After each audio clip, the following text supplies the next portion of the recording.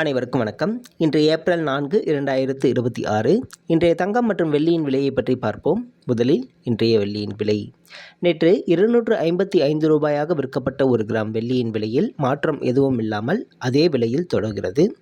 அதன்படி இன்று வெள்ளி ஒரு கிராம் 255 ரூபாயாகவும் 10 கிராம் 2550 ரூபாய்க்கும் விற்கப்படுகிறது. ஒரு கிலோ வெள்ளியின் விலை 2,55,000 ரூபாயாக விற்கப்படுகிறது. அடுத்து 24 கேரட் தங்கத்தின் விலை.